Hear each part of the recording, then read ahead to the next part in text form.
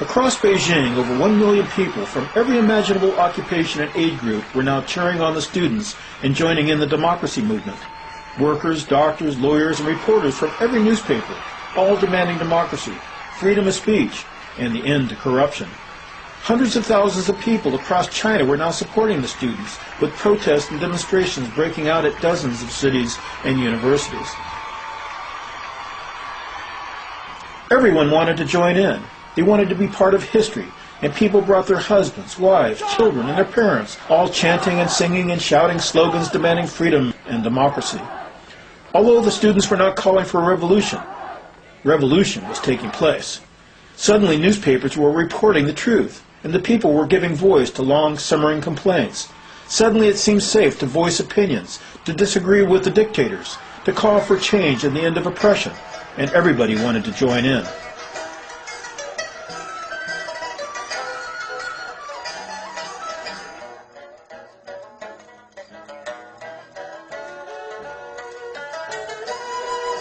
Fasting students were also starting to drop with alarming frequency, many driven away by ambulance to be treated at local hospitals. Organizers held up placards showing the number of students who had fallen. Over 342 students had collapsed. They were fainting at the rate of 1 every 6 minutes.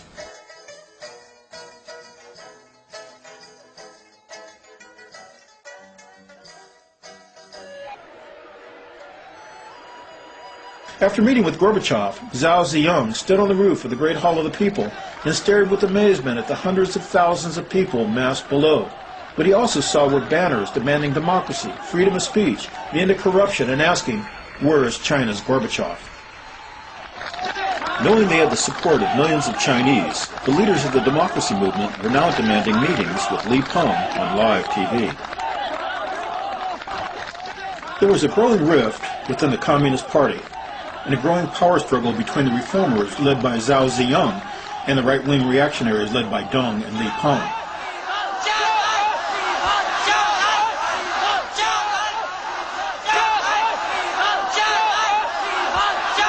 Zhao and the reformers realized that all might be lost if the students did not agree to end the hunger strike and to call off the protests and demonstrations and return to class. Reformers were facing an impossible situation. If they couldn't get the students to leave Tiananmen Square and to end the demonstrations, the right-wingers would win.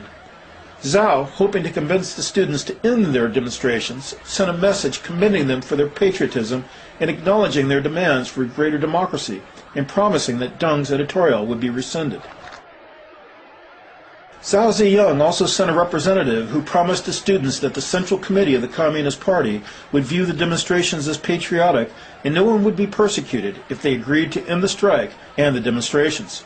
Instead, the students and their leaders, believing they had the support of millions of Chinese, increased their demands for dialogue. By May 18th, with a million people in the streets, Peng and the conservative right-wing leadership felt they had no choice but to meet with the student leaders. When Li met with the student leaders in the Great Hall of the People, in an event that was televised across China, he had only one goal in mind, convincing the students to stop their fasting and to leave the square.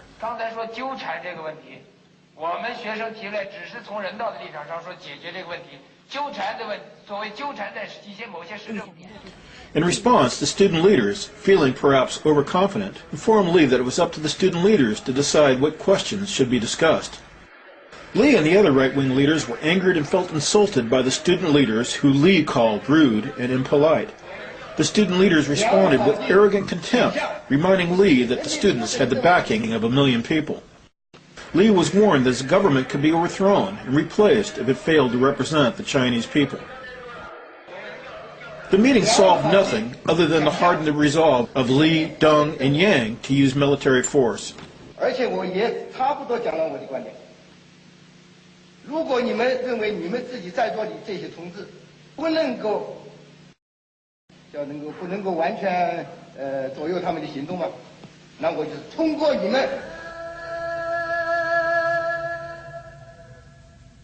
On Friday morning, Zhao Ziyang made a last desperate attempt to save the democracy movement in his own position as General Secretary of the Communist Party. He made his way to Tiananmen Square, talking and shaking hands with students, and then boarded a bus containing hunger strikers. Zhao realized the end was near. His eyes were filled with tears. He took a megaphone and pleaded with the students to end the hunger strike and the demonstrations. He said, "We deserve your criticism. We are not here to ask for your forgiveness. We all want our country to become better. But it was impossible," he said, "to solve every problem in an instant. You are young and you should live to see the realization of your dreams for a new and modern China. The channels for dialogue are wide open." But he warned, if you insist on immediate change, on immediate answers, if the demonstrations do not end now, it will soon be too late and all will be lost.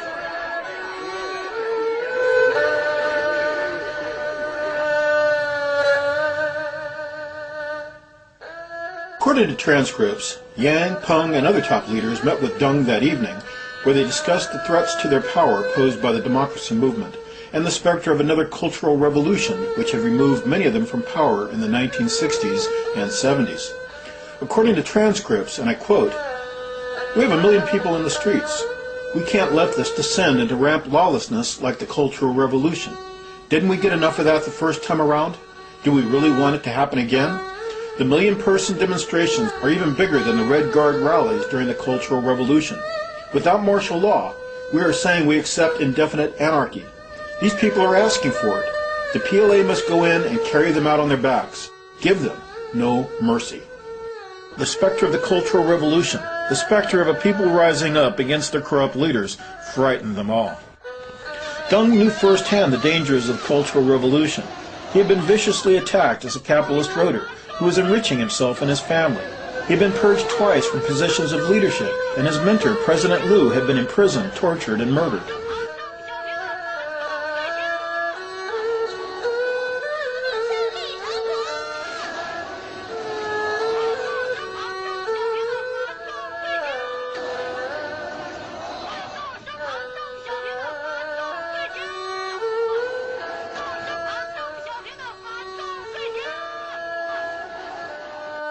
President Yang had also fallen victim to the Cultural Revolution.